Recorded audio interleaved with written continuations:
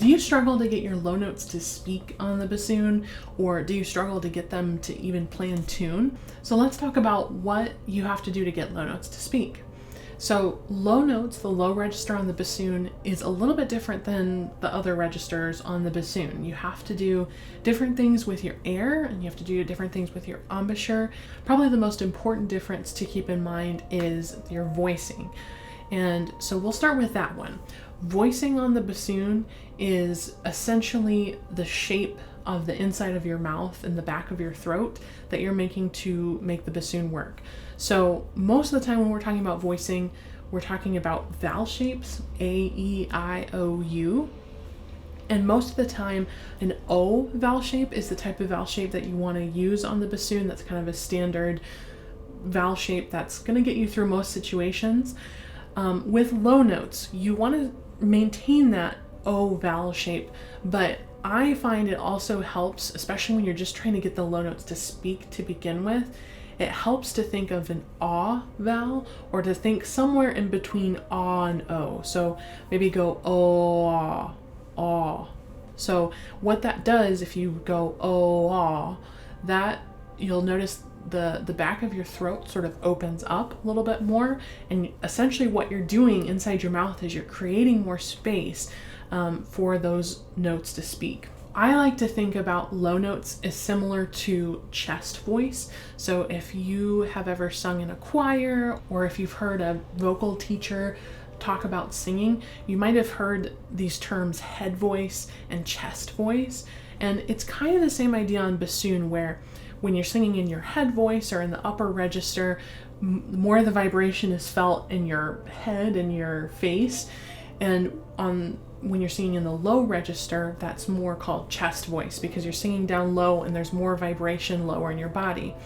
It's a similar idea on bassoon. So imagine if you're playing in the low register of the bassoon, that you're just constantly singing in this low chest voice. So you're gonna have to open up your throat more, think more of that ah vowel, and you have to maintain that. The thing that students tend to struggle with is getting that voicing right on the instant that you want the note to speak. So right when you tongue the note, have your throat and your mouth set up in that oh-ah shape before you play the note, because we tend to tongue the note and then do the vowel shape, but the vowel shape has to be set up before you play the note. Another component to playing low notes is using your air a little bit differently than you would in other registers of the bassoon. When I'm playing in my low register, I'm not thinking about my air shooting through a coffee straw really fast, focused, narrow air. That's the type of air I'm going to think for my high register, and it's kind of the opposite for my low register. I'm thinking, especially because I have my mouth and throat more open, I have a slower, more steady stream of air, warmer air, and I think about that air as filling up the entire bassoon. So one other thing to kind of talk about at this point with the bassoon is that when you are playing in those low notes, you are actually literally pushing air through more of the instrument. When you blow air into the bassoon, it goes through the reed and through the bocal, then it goes all the way down the wing joint into the boot joint here, and then it comes around and goes up into the long joint here. And then if you're playing the low B flat, if you're playing the lowest note on the bassoon, it's actually going to come out the bell. So think about your air has to travel through this entire instrument. Think about your air as being steady and warm and using sort of full air to fill up the instrument, because it's actually what you're doing is you're pushing air through a lot of tubing of instrument. One other small thing that you can do to help with low notes, your embouchure position is going to come off the reed a little bit. Now, I encourage you, if you haven't already, to watch my video on embouchure, and I'll link that above. And in that video, I teach you my 3-step process for approaching an embouchure. You're going to maintain that embouchure in your low notes, but the difference is that you're not going to be as far up on the reed as you are for the higher registers. On the low notes, you're going to want to come off the reed just a little bit so that your lips are further off. And what that does is it allows the reed to vibrate a little bit more, because lower notes mean that there's a bigger sound waves there and they need more room, more space to vibrate. And that's true in the reed as well. And so essentially you have to allow your reed to vibrate. So you need to come off just a little bit. And the way that I think about coming off the reed is, rather than sort of pushing off on the reed, I think about actually taking my bassoon when I'm playing and I push it away just a little bit, just a microscopic amount almost. You wouldn't be able to notice it if you're playing next to me. I just push it away just a little bit to get the reed out of my mouth when I'm transitioning to the low register. And of course, if you're trying to start on the low register, right on a note in the low register, you're going to start with your embouchure just a little bit more pulled out. So all of those things together, so the voicing, oh, and the chest voice that kind of goes with that, thinking about your air being warm and filling the instrument and having to push through all the tubing of the instrument. You need a lot of air that way. And also thinking about pulling your embouchure off the reed just a little bit. All of those things combined are going to help with your low register. They're going to help them to speak. So if you are having trouble getting your low notes to speak, maybe you're just trying to play maybe even a low F at the bottom of the bass clef staff, and it's not coming out. Here's what I would do, and this is what I encourage all of my students to do. So start at the lowest note that you can play comfortably. Maybe it's a B flat. That's the second line in the bass clef staff. Maybe start at that note and then work your way down step by step, slurring down to the low notes. So for example, if I'm trying to reach the low F and the lowest note that I can play comfortably is a low B flat, I'm going to try and slur down from the B flat down to the A, which is just a half step.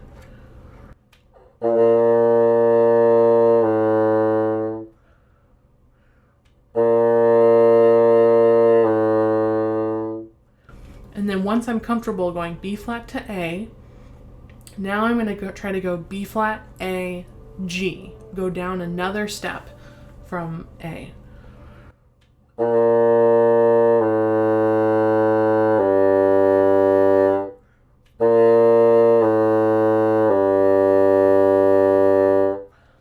And I keep building from there. So once I'm comfortable getting down to G, and remember you're slurring this whole time and you're starting to try and incorporate the things I just told you. As soon as I'm comfortable with G, I'm going to keep going down to F.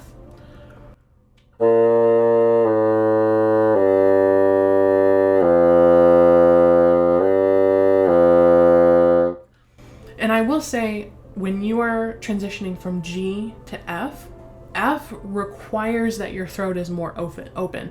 When I'm playing G, F, I can literally feel my throat opening a little bit more than I did for the notes above it. So it is a physical change, and it is uncomfortable at first, but eventually it becomes more like just a habit.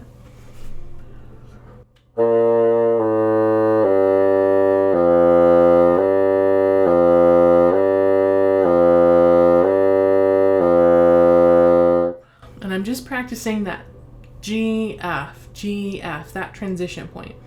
Then I'm going to continue building downwards, and I'm just always slurring. I'm going a step at a time. So now I might go down to E.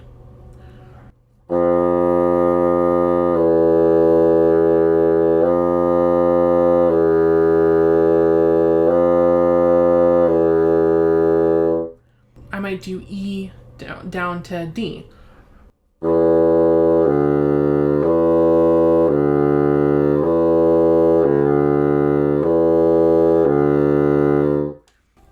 And I will say, for most of us on the bassoon, that low D is probably one of the sharpest, most unstable notes on our instrument. It is for me at least. And so I have to work extra hard to get that note to play, to sound good and to be in tune. So I'm going to keep working down. Once I'm comfortable getting down to D, I might try to low C.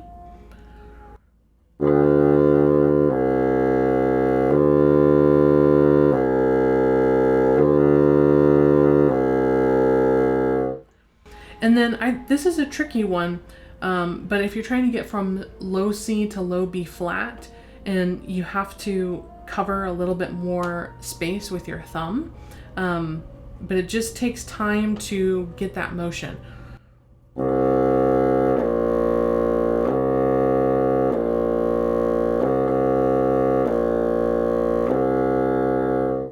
What I just did was a super accelerated version of what I would expect a student to do. What I just did might take you a couple weeks, depending on how things are going. So be patient with yourself and just slowly work down, always slurring, always going a step at a time. Don't try to do play from low F to low D. Don't try to do skips yet. Try to just do a step at a time on the notes that you know. And of course, if you're just playing these notes for the first time, you're also trying to learn the fingerings for them. It's going to take time for you to learn all those different fingerings in the low register because it's easy to kind of mix them up. All right, and the next step, after you've sort of slurred down to as low as you want to go, whatever note is your goal note, now you want to try to do it tongued.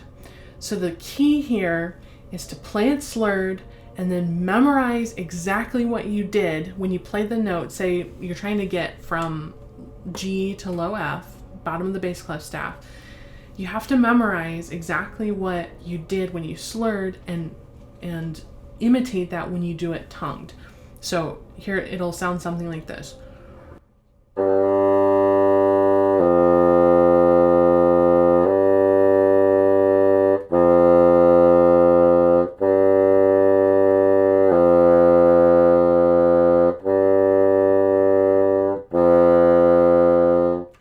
If the note works when you slur it, but not when you tongue it, that means that there's something that you're not doing when you tongue it, that you are doing when you slur it, other than just slurring it, that's not allowing it to speak. And usually the issue is that you're not opening up the back of your throat enough or soon enough when you want to play the low F. Remember what I said was that the common tendency is to try and tongue the note and then open up. Everything has to be set in your mouth and your throat, and then the tongue just releases, and then it's there.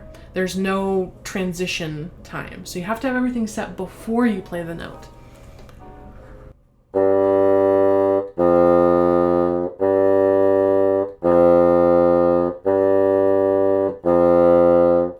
My throat feels like it's going bum, bum, bum, bum, and it's setting just before I want to play the F. So again, if it's not working when you're tonguing, it's probably just a timing thing. What slurring does is it tells you that you can play the note, you just need to mess with something when you're tonguing it to be able to play it tongued. So, and even when you're starting to tongue things, I still would only go stepwise down. So similar to how you did with slurring.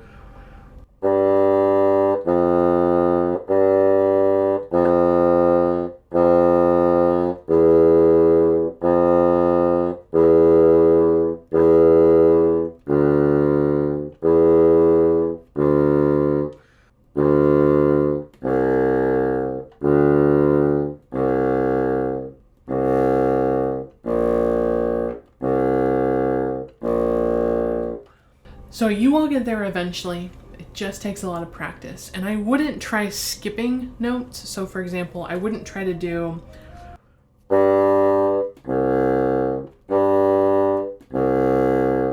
that's going from low G to low C. I wouldn't try to do that because that takes a lot more dramatic of emotion change in your mouth and throat than just going stepwise. So save doing those type of skips downward until you've really mastered the stepwise motion. So I want to talk a little bit about how to get low notes in tune, because low notes on the bassoon are notoriously sharp compared to other registers. And really the answer for getting your low notes in tune is that you have to do more of what you're doing to get them to speak. You had to open up more, you had to change your air, you had to come off on the embouchure a little bit more. Everything that you're doing to get the low notes to work in the first place, you need to do more of that. Specifically the voicing. If you're sitting on a low F and you find that it's sharp, try opening up more of your throat into that ah position.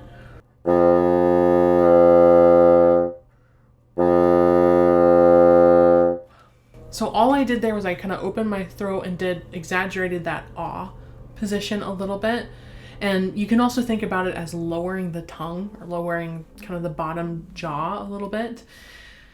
That sort of motion will help bring the pitch down. And again, it's just the same as getting them to speak, getting to play that note in tune right away. You have to set it right away. You can't play the note and then set it. You have to set it before you release the tongue on the reed. A really good way to practice low notes is to use them in long tones. If you haven't already, I would recommend you watch my video on warm-up routines, how to create a good warm-up routine. And in that video, I talk about a set of long tones that I do and about incorporating long tones into your practice. I strongly recommend that you start doing low notes on long tones and in different sort of variations of long tones, because that is the best way to practice playing them in tune, getting them to speak on a regular basis, and just incorporating them into your regular daily practice. You will get better at them. I also recommend starting to do scales that are starting in the lower octave. So for example, if you're trying to play a D major scale, I would start on that low D and work your way up. Start incorporating those low notes into your scale practice more regularly and just get yourself comfortable with those low notes. So what should you do if you're still struggling to get these low notes to speak? Maybe they're not speaking at all for you. Maybe they only work 10% of the time and the rest of the time you can't even get them to make a sound, or you're just struggling in one way or another. So there's a couple things I want you to think about. Low notes are a really good, whether your low notes work on the bassoon, are a really good indicator of if you have good equipment. So your reed plays a really big role in low notes being able to work well, and also whether your bassoon is sealing properly is going to be an indicator of whether those low notes are going to work. So if you've watched some of my other videos on this channel, you've probably heard me say a million times, make sure that you're buying reeds made by a professional bassoonist. If you have a good reed and it's still not working, I recommend that you get your bassoon checked out by a repair technician and just make sure that all of those pads are sealing, because the low notes will be the first thing to stop working when a pad is not sealing. Maybe a pad has fallen off, or maybe it's decayed a little bit and it needs to be replaced, or there may be some other issue with your bassoon that you wouldn't know about unless you took it to a repair person. So if your bassoon has not been serviced in the last year or two, it probably needs some sort of maintenance. And even if it has been serviced and it's not working, I would still have someone look at it, because sometimes if you bump the bassoon the wrong way, it throws something out of whack and it stops working, and it's frustrating. And finally, not only does your equipment matter, but who is listening to you matters. If you're not working with a private teacher in some capacity, it can be really frustrating, and it can take a really long time to start to grasp these concepts on your own, especially if you keep running into the same issues. So I highly recommend, if you can, even if you're not able to take lessons on a regular basis, I highly recommend to try and get one lesson either with a local teacher or sign up for a lesson with me online, and try to get someone to listen to you and diagnose what you're playing. It might be something in the way that you're playing the notes that's not allowing them to speak very well, or someone might be able to tell you that there is something wrong with your reed, or there is something wrong with your bassoon.